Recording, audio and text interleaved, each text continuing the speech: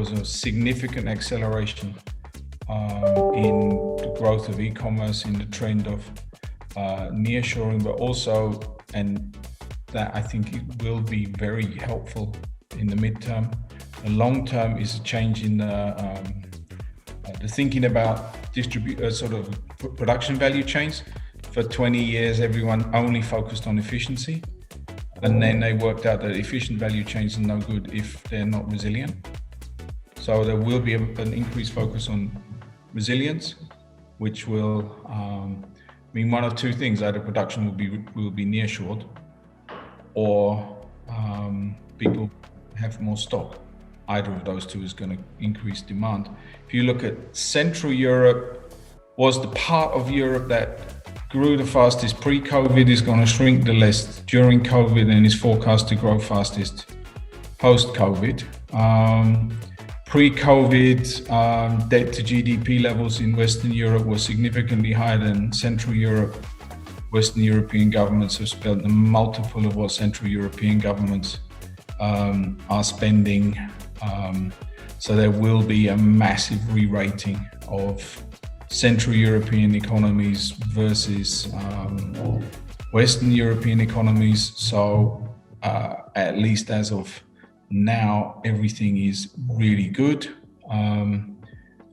I think you can't believe that goes on forever. Everything is being kept alive by government money and central bank money at the moment, and that is not endless. So at some time, someone has to pay the bills.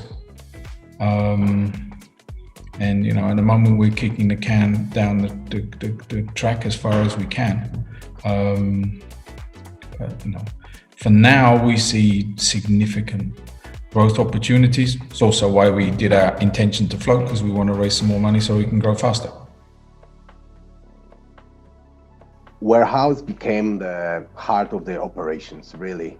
So for a lot of them, shops being closed, office being closed, but they couldn't close warehouses because they could shut down their business. So they really put a lot of attention on all the security procedures and keeping that heart of the operation very safe for them, which turned to the historically high retention rate on our portfolio.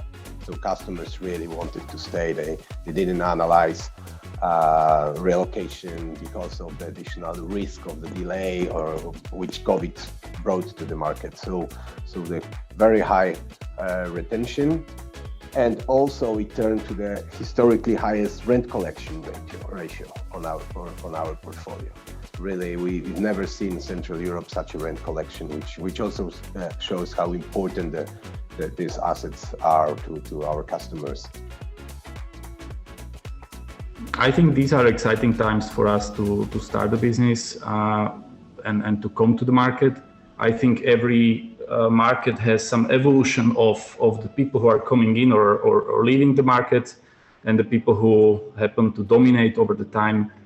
As I mentioned earlier, our aim isn't to collect millions of square meters or to collect real estate awards.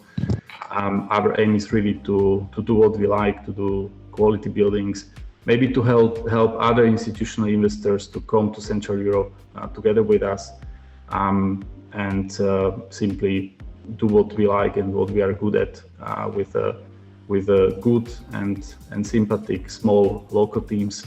And our initial aim at the moment is really to bring the brand, build up the infrastructure of offices, of people, and be able to operate. When we started a year ago in Central Europe, we basically, when actually being in the lockdown, we start mainly focusing on the land bank in Czech Republic and Slovakia, and start working on designing, due diligence, and first acquisitions, which was possible and which has been possible to do only remotely or without meetings or with a limited personal exposure to our business partners, or how to say it. It was obviously difficult for us to to approach build-to-suit opportunities or to approach acquisition opportunities.